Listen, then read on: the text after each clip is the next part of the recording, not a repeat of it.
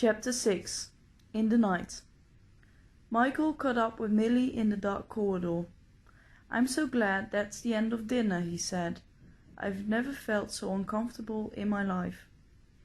Adrian thought that if we continued the murder weekend, it would give everyone a laugh, but it just made things worse. Every time someone said the word investigate, or discover, or clues, the whole room went quiet. "I know," said Milly. "It was horrible." They went into the warm, bright kitchen. Hannah was washing the dishes. Milly put the empty plates that she was carrying on the bench beside her. "Mum, leave those. I will do them. You go to bed." "Thanks," said Hannah, and dried her hands. "I will say good night then." "Good night, Hannah," said Michael. "Good night." "I've ruined things for her this weekend," said Milly when Hannah had gone. "I've ruined things for everybody." "Yes," said Michael, then grinned. "But what else could you do? Besides, you haven't ruined the weekend. The person who stole the painting did that." Milly looked carefully at him. He put his hands in the air. "It wasn't me. I didn't take it. I promise." Milly half smiled and reached for a cup. "Do you want some hot chocolate?" "Okay." He sat down at the table. "So who do you think took it?" asked Milly. "Oh," said Michael. "Well, of course, I don't want it to be any of the actors." Milly went to the refrigerator to get some milk. She poured it into a pan and put it on the stove. "Yes, but, well, the big question is, who knew the value of the painting? Remember Polly was talking about that aunt of hers who has a second-hand shop?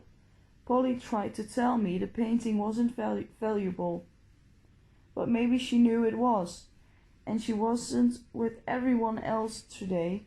Perhaps she wrapped the painting very well and hid it somewhere outside." Michael smiled at her. "Maybe, but anyone could know about Isidore Richmond. I don't think I would recognize one of his paintings, but I have heard his name before." Milly poured warm milk over the chocolate in the cups. "Susan's an art teacher," said Michael. "Is she?" Milly took the cups to the table and sat down. "Yes, I heard her talking to Damien about it, and Brad has an import-export business. Maybe he imports paintings, who knows?" "I don't even know the name of the short man with the fat fingers," said Milly. Michael laughed at her description. "That's Charles." Milly smiled. "We're all in this strange old house together, but we really don't know much about each other, do we?" "No," Michael smiled back. Milly finished her drink and said, "I'd better go to bed." She opened her eyes. She could see nothing in the dark bedroom, but Hannah was still asleep in the other bed. She could hear her breathing. Milly sat up. She was hungry. That was the trouble with serving food to everybody else. You never ate enough yourself. She stood up and felt her way to the door. She went out quietly and felt her way along the corridor towards the kitchen. Suddenly a light cut through the dark. A second later it was gone. Someone else was awake. Someone with a torch. Milly stood still and listened. Her heart was beating fast. Then she laughed silently at herself. It was probably one of the actors who had been to the bathroom, or perhaps someone else was hungry. Probably Caroline. She always seemed to be hungry. Milly continued towards the kitchen. Then there was a noise, and she stopped again. She took a second or two to recognize the sound, and then she smiled. She was right. Someone was hungry. Someone had opened the refrigerator.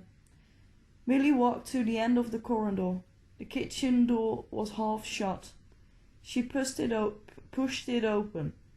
For a moment, like a camera taking a photograph, Milly saw something. The refrigerator door was open towards her, and hit the body of the person behind it, but below the door, in the light from the refrigerator, she saw a pair of black shoes. Then the door was quickly shut and everything was dark again. Millie didn't move. She listened. Who was in the kitchen? And where were they now? Suddenly the bright light of a torch shone into her eyes and came quickly towards her. She put a hand up in front of her eyes and kicked hard. Her foot hit something and she heard a cry of pain. Then a hand grabbed her neck and she was pushed again against the kitchen bench. "Get out of the way," a man's voice whispered angrily. His breath was hot on her face. "Why couldn't you keep your mouth shut?" She pushed him off her and he seemed to fall backwards. She heard a chair fall over and a torch went flying through the air, hit the table and landed on the floor. Everything went black again. Millie ran to turn on the kitchen light. She felt along the wall in the dark. Suddenly her fingers touched another hand. "Ah!" she screamed and pulled her hand away. There were two of them. "Millie," said Michael's voice next to her, and the kitchen light came on. At the same moment the man behind her pushed his way out of the door. Michael and Millie both fell against the wall. "Hey!" said Michael, and ran into the dark corridor after him. Millie slowly sank to the floor. She was shaking. A few minutes later Michael returned. "Are you okay?" he said, and helped Millie onto a chair. "Who was it?" she asked. "I don't know. I couldn't see very well, but I followed him into the hall. Then he completely disappeared. I turned on the lights, but I couldn't find him anywhere." Michael picked up the chair that had fallen over and then noticed something under the table. "Hey, what's this?" he said, and got down on his hands and knees to reach for it. "Is this yours?" He held something up to show her. It was a mobile phone. "No," she said. "You don't think—" "Maybe he dropped it." Michael got up and pulled the chair over to sit next to Millie. He opened the phone. "It's turned on," he said, "but it's set to silent." Millie was shaking, but she slowly took the phone out of his hands. She pushed a button and found a list of names and numbers stored in the phone. She began to read the list, but stopped at the third name. "Adrian B.," she whispered. She looked at Michael. "Adrian Bennett? There's only one way to find out." With a shaking hand she pushed the call button and put the phone to her ear. It rang 5 times before Adrian's sleepy voice answered. "Clive, where are you? Ugh, it's 4:30 in the morning, what?" But Millie didn't wait to hear any more. She pushed the button to end the call. "It's Clive's phone." "Clive? But how? He must still be here." "Clive, don't be ridiculous," cried Penny. "Clive wouldn't hurt a fly." When Hannah had got up at 6 o'clock and heard about the attack on Millie, she immediately sent Michael to wake the Harfords. She had woken Adrian and Susan herself, and they had woken Penny. Now they had all come together in the dining room. "So you're saying that he never left the house?" asked Adrian. "Oh, this is crazy," said Penny. She marched backwards and forwards across the end of the room. "We all saw him leave." "But did we?" asked Millie quietly. "What do you mean?" demanded Penny. "Well, I heard a car engine start." "And I saw the car go up the hill through that window there," interrupted Penny. "Yes," continued Millie, "so did Ed, and as a matter of fact, from the cottage." Penny interrupted again. "And that friend of his saw Clive drive through Hill End." "He saw the car," corrected Michael. "What?" "We all heard or saw the car," said Millie quietly. "But did anyone actually see Clive in it?" Everyone looked at Penny. "Well, no," she said. I didn't actually see his face, but oh, this is ridiculous. Milly said, Michael and I have been thinking. Oh, really? Said Penny nastily. Did you come here with Clive on Friday? Milly asked her. Penny stood still and looked at her. Well, no, of course, I was going to. Then he had a problem at work. He's an architect, and the people he's working for are being very difficult, and he thought he might be late. So I came down with Brad and Anne. So no one came with Clive? Asked Milly. No. But maybe someone was with him, said Milly, and that was the person who everyone saw drive the car away, and Clive never left the house at all. Penny stared at her. So you think Clive said to himself, I might see a valuable painting this weekend. I think I'll hide someone in my car, and then I can steal it. That's ridiculous. I mean, he has never even seen this house. She suddenly stopped and looked at Adrian. Yes, he has, said Ed quietly. Adrian ran a hand through his hair. A month ago, he said. I was coming to see the house, to find out whether it would be all right for the party, but then I was ill, and Clive offered to come in here instead. He told me he was an architect, added Ed, and that he liked old houses. I went back to the cottage and left him here to have a good look around. Do you think he would recognize an Isidore Richmond painting? It's possible, said Adrian. Yes, it's possible. At the end of the room, Penny sank suddenly into the nearest chair. Oh, Clive, said Susan, what have you done? She looked out the window. And where are you? Then the other guests heard about Clive. They all began looking for him. Penny thought that if he was found before the police arrived, he could explain and give back the painting, and everything would be all right. They searched the house from top to bottom, but there was no sign of him. They were just putting on coats and hats and gloves to begin a search outside when the police called to say the road had opened again, and they would be there soon. Ed received the call on the telephone in the hall and told the others. Where are the caves? Asked Adrian. Oh, no one can get in there, said Ed. The way into the caves was closed years ago. You won't find him there. We'll check anyway, said Adrian. So Ed and Lizzie took the guests outside to show them the way. Milly watched them go.